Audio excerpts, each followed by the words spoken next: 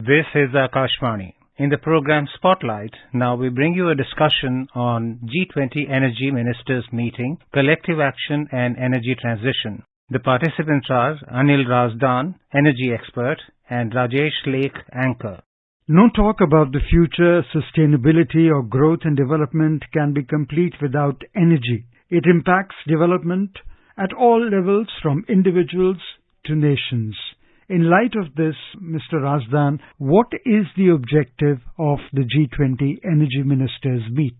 The G20 Energy Ministers Meet has been preceded by an energy transitions meet also, to the best of my knowledge. The world is beset, you see, with two problems. First of all, is availability of adequate energy to the developing countries and its citizens. The other is that the right kind of energy which will not lead to global warming, in which renewables are in the forefront. You need to replace petroleum fuels, you need to replace coal as a source of heat for generation of electricity and for other industrial purposes.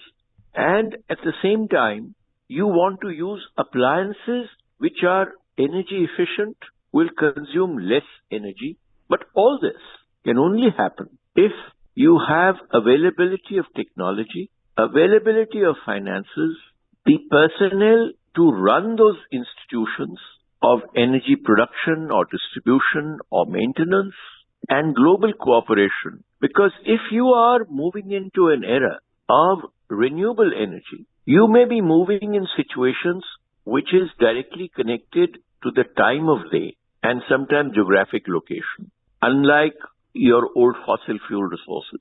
Now, to transmit this energy, you cannot transport the sun or you cannot transport the wind. But the electrons that you get out of this, these sources of energy, you can transmit through transmission lines. That is electricity. Here you need investments. And investments can only come if they're affordable. If we are looking for a just world, for a habitable world, for a sustainable world, I think we've got to look at an equitable world also. Now, this is where the role of countries like India, which is in the process of development, which has a large workforce of highly skilled technocrats, engineers, and other personnel, is there. It has seen poverty. It understands the pain of the developing countries, and I think it can be a perfect bridge between the developed and the developing countries in an era of energy transition. Mr. Razdan, India is the most populated nation and the fastest growing large economy in the world, and yet it is strongly moving towards the climate commitments it has made to itself and to the world at large. And India's efforts in green growth and energy transition is commendable. Would you like to throw light on that? I think it goes to the credit of our policymakers that in spite of the fact that our energy consumption is only 1/3 of the global average, in spite of the fact that we have tremendous hunger for energy, we took up this challenge and in fact have declared our zero date, that when we shall be carbon free, I would say neutral more or less in our energy operations. We have taken a date which is, I think, realistic and beyond what the more ambitious countries, the smaller countries which are highly developed, which have much less work to do, they have chosen. But I have seen that these countries have more often than not broken their pledges, whereas India has given a pledge and kept up to it. Now, this task will mean that we speed up our solar energy production, we speed up our wind energy production, and also, I would say, baseload power. Now, baseload power at some stage was only coal. Of course, countries like France were using nuclear. We have a small component of nuclear. I have been of the view that just as China is doing, it's building up a huge nuclear capacity for baseload power, which is relatively carbon-free, I would say, almost. Now, that is something that we have to work on. Nuclear energy for a baseload, and for our other loads, we develop renewable energy with links, because solar energy is available at one point of time in some parts of the country. Wind energy is available in other parts of the country. Now, this energy has to be transmitted across the entire length and breadth of the country in an equitable manner. And that can only happen through a very sound and a robust transmission and a distribution system. This will also entail that the consumer has to assume a more responsible and a self-controlling role in the use of energy. And that can come through smart meters. We have virtually destroyed many of our power distribution companies through financial indiscipline, free power, consumers not paying, theft. It has been controlled to a large extent, but we have a long journey to go. And I think this can only come through use of smart meters, meters where you pay as you use, just as you do in a telecom world. See, for cooking gas, again, we have provided cleaner kitchens to a lot of homes instead of their working in smoky kitchens, which was a health hazard. Cooking gas is again carbon rich. It's a hydrocarbon. We have to probably in the days to come replace it with biogas, which comes out of natural sources, which comes out of carbon intensive sources, and also through electricity, which can be generated through renewables like solar and wind. As I mentioned, the baseload nuclear, because these variations and wide swings, they have an impact on the system. And we've got to ensure that there's a certain steady baseload, and the rest is energy which can move according to the time of the day, time of use. We will need to have probably time of the day, not only time of the day, I would say for time slots or time of the moment energy prices.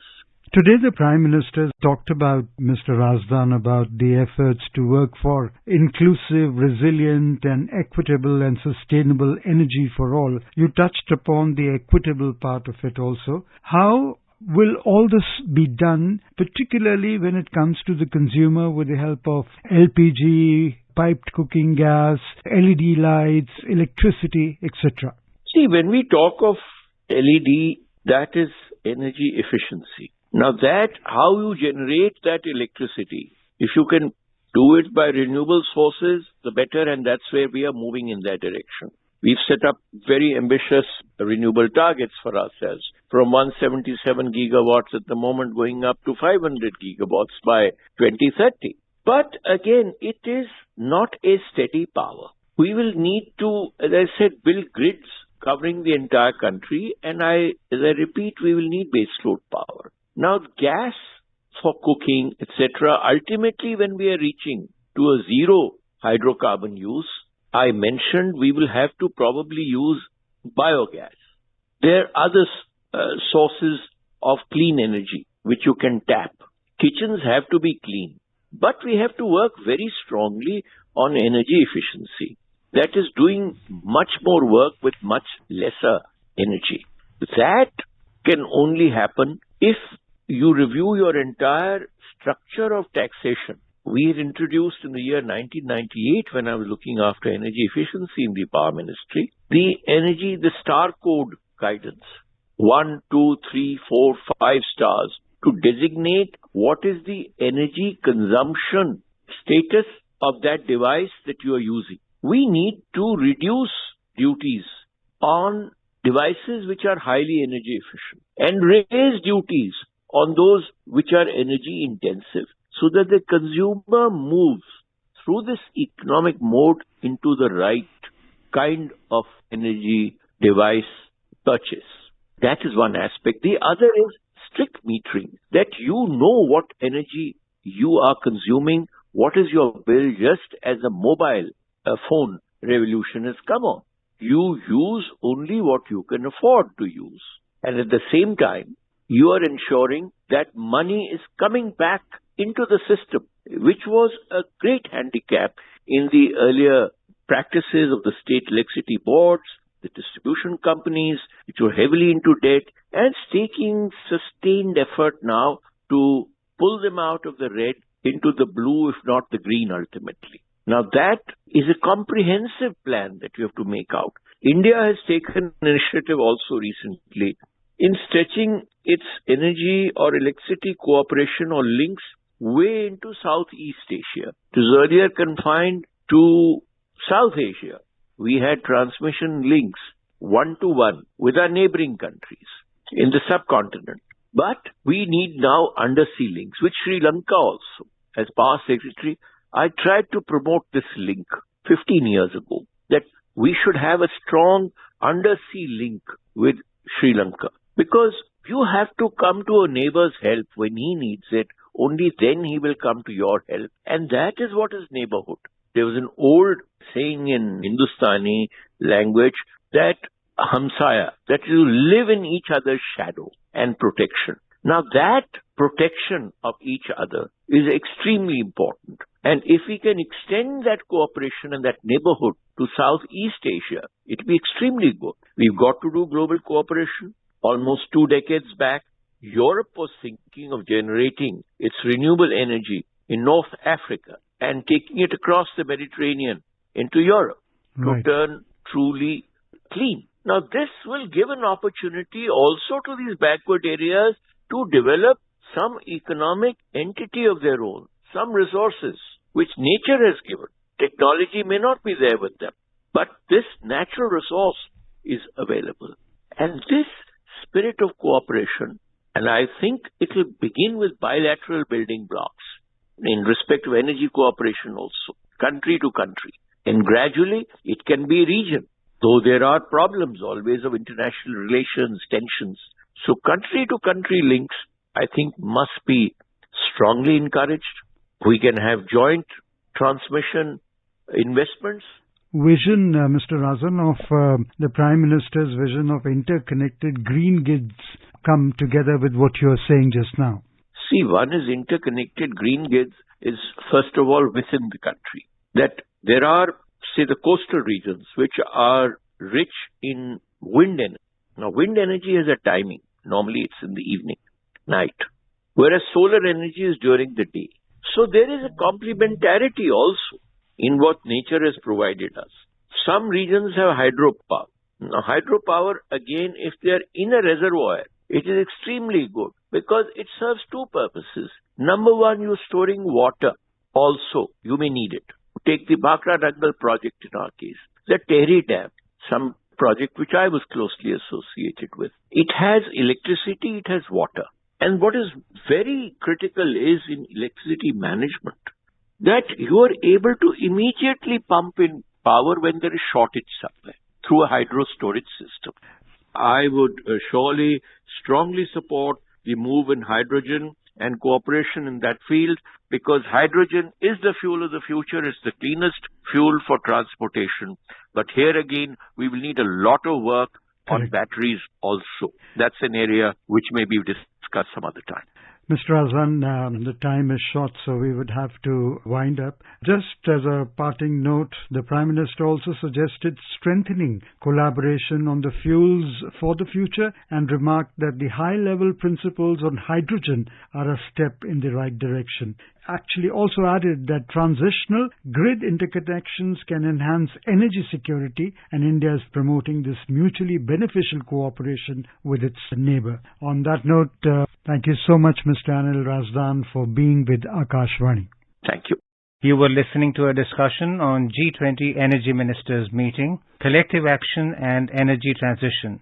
The participants were Anil Razdan, Energy Expert, and Rajesh Lake, Anchor. This program was produced and presented by the News Services Division of Akashvani. You can listen to it on our mobile app, News on AIR. This program is also available on our YouTube channel, News on AIR Official. You may share your feedback about this program through email at airnsdtalks@gmail.com or WhatsApp on 92890 94044.